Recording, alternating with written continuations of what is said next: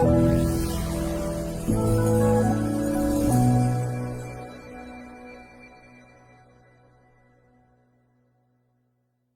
good evening, and a very warm welcome to all the viewers of Bharat TV. Today, we have a very special guest with us, an acclaimed filmmaker, author, and intellectual whose work has sparked important conversations across the country. He's known for his thought provoking films such as the Tashkent Files, the Kashmir Files, and Buddha in a Traffic Jam, each of which has left a significant mark on Indian cinema and society. So please join me in welcoming Mr. Vivek Agnihotri to the show. Thank you for joining us, Vivekji. Thank you, Anjalee ji. Thanks for inviting me. You have a very contagious smile. So it's always a pleasure to talk to people who are happy and smiling. Thank you so much. So let me just jump into the first question, Vivekji. Kashmir Files had a major impact. We all know that. But what is common between Kashmir Files and Bengal Files? Okay, so see, this is Bengal Files is part of a trilogy, and the first film in trilogy was the Tashkent Files, and the second was Kashmir Files, and the third is the Delhi Files. Now, all these three are basically based on our democracy and three principles: right to truth, right to justice, and right to life. The Tashkent Files probed right to truth, and the theme of Kashmir Files was right to justice, and the theme of this film is right to life. So that way they are tied up. It's like three lions of our emblem, Indian emblem, and these three lions represent truth, justice, and life. So they are all connected in one umbrella. But between Kashmir Files and this film, you'll find the protagonist of the Kashmir Files continues his journey in this film also. You mentioned right to life, which is a continuous theme in Kashmir Files and Bengal Files, which I'm yet to see. But when you say right to life, I would like to ask you, what are your views on Hindu genocide? See, that is the thing. Hindu genocide. Uh, just to give you a little context, Hindu society is the world's most victimized society. There is no other society in the history of the world, no community in the history of the world, which was persecuted and enslaved for 1200 years. Okay, it's impossible to even imagine the kind of stuff we have gone through, because not just the human lives we lost, we also lost our civilization was damaged, our culture was damaged, our properties were damaged, and in a way, the collective consciousness was also damaged. Yes, So, yeah, collective consciousness. Yeah, sorry, I yeah. didn't mean to So, interrupt. yeah, Please. so what happens is that after that, because Britishers used to write dogs and Indians not allowed. Can you believe it? We did not, they did not. So we didn't have any dignity of life, no value of life, and no right to life. Once we found freedom, we were independent, then our constitution promised the citizens that we will take care of your dignity, your value of your life, and the right to your life, so that nobody will be killed, no Hindu will be killed ever. Though we had a secular constitution, all the citizens, but primarily it meant that the natives of this country, nobody's life will be in danger. Then what is the reason that from Kashmir, 500,000 Hindus were displaced and so many thousands were killed? What is the reason that in Bengal, in Murshidabad, recently, if you have seen, I'm not talking about other incidents, just one which recently happened. What is the reason that in Murshidabad, Hindu families had to leave their houses? So, where is the dignity of life, value of life, and right to life, especially for Hindus and any Indian for that matter? Yes, where is the dignity of life? And of course, these are based on the context as India, Kashmir, and Bengal, which was once a part of India. So I want to ask you that why a Hindi movie director has a premiere to the movie in USA? Why do you prefer to have the release in United States? See, the reason is that A, there's a very big Bengali diaspora, like Kashmiri Pandits. lots and lots of Bengalis have left Bengal, and many are settled in US. So they were asking me to bring the film here, because they're very close to the cause. And also, after the success of Kashmir Files, I thought it makes sense to use the film as soft power and take the messaging here in US. Because if a narrative works in US, it works all over the world. Okay, whatever said, all said and done, USA is the capital of narratives. All the narratives, the war of narratives is fought here, and then it filters down to any other society or country. So that's why I thought it's important. I show it to opinion leaders, to media, to policy makers. Like tomorrow, I'm going to the capital, so giving a lecture there on Bengal to congressmen, senators, media, lots of influencers and prominent people will be there at the capital. It's a prestigious thing. Which other film director has done that? So, so that's why you want to create this narrative and let the world know, make them aware about our genocides, Hindu genocides. So that's why I'm here in US. No other reason. And film will release all over the world on 5th of September. So let me share this thing with you, Vivekji. I have lived and studied in Bangladesh for a few years as a child. So Ah, I have my father who is posted in the Indian High Commission in Bangladesh in Dhaka. And I have heard and seen some horror stories from the Hindus there, even as a child. So that is why I was very much interested in talking to you personally. But I would like to know from you that what drove you to make the Bengal Files? because there is one problem. When Kashmir happens, we think that it is somebody else's problem, not Bharat's problem. Similarly, in Bengal, when it happens, we generally associate Bengal with Mamata Banerjee and say, "Arey, her state." So some people praise her, some criticize her. No, Bengal is, it belongs to me. It is our state.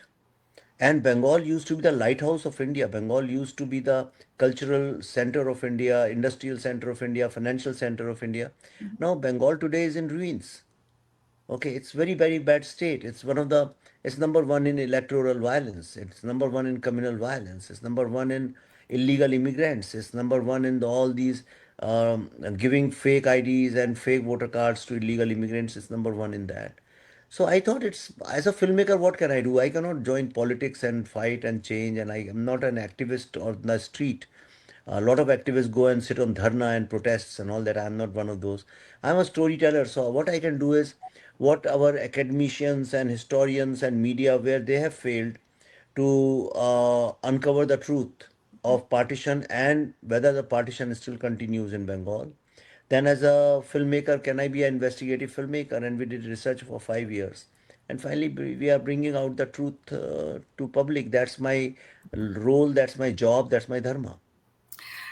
You are bringing out the truth to the public. There is absolutely no doubt about it. But it's not a political question that I want to ask you, but is it making a difference in the political sphere? Are they waking up or are they realizing that what needs to be corrected? And this is just a precursor to another partition of India if it's not taken care of now.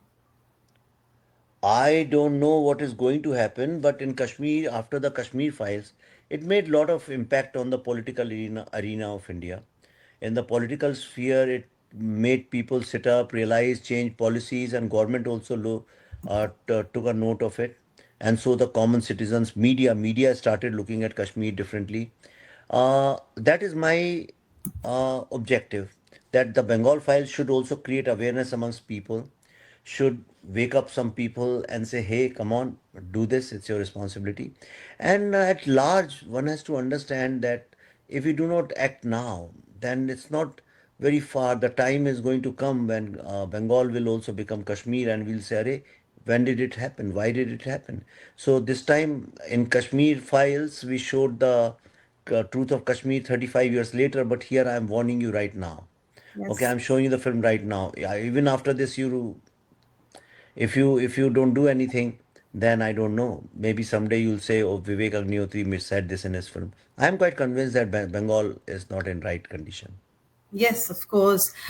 So there are a lot of so called secular mindsets in Bharat, in India.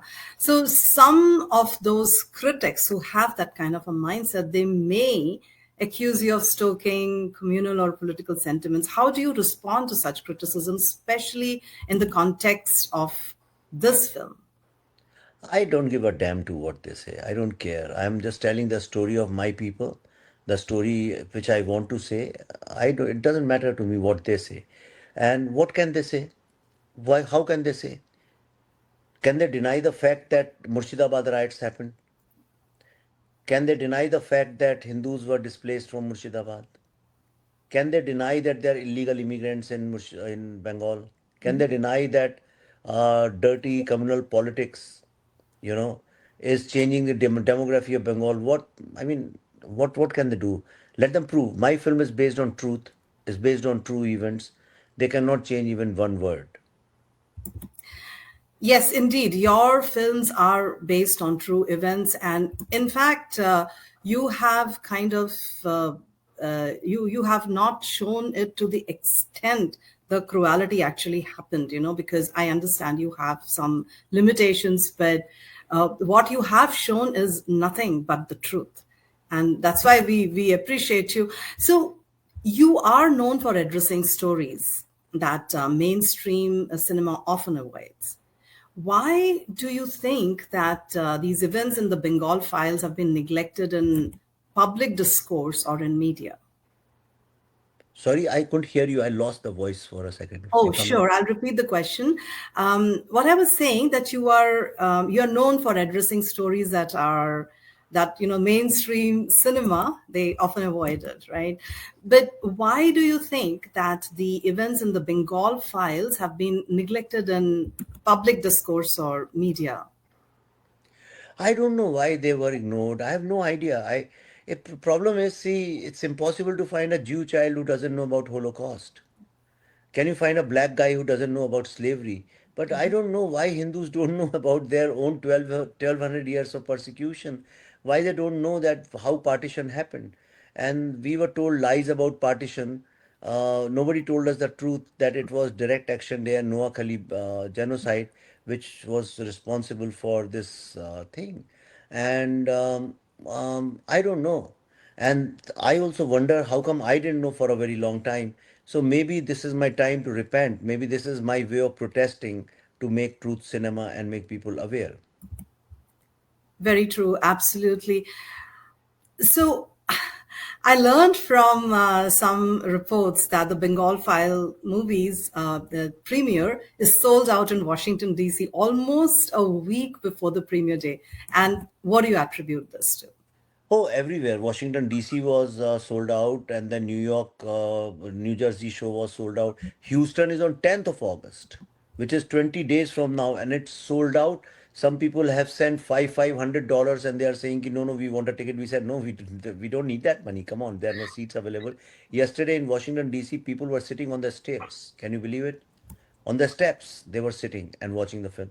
So there's a huge demand for the film, and it's not even a formal release, it's just the premieres we are doing. So I'm waiting for the 5th of September, but it's a good thing. It's a good thing for something like this. If people are becoming aware and they want to know their history, that is the purpose. That's what I want. And lot of young people are coming. That's amazing. Lot of young people are coming, and I want young people to know the history, because young people are able to take the cause further, and older people generally have job security issues and health issues, so they may not be as active. But young people, I'm very very happy about it, that Indian youngsters are now waking up and they are taking control of our history, and also as well as our future. Yes, of course, Vivekji, your movies have been creating ripples across US and the Indian diaspora.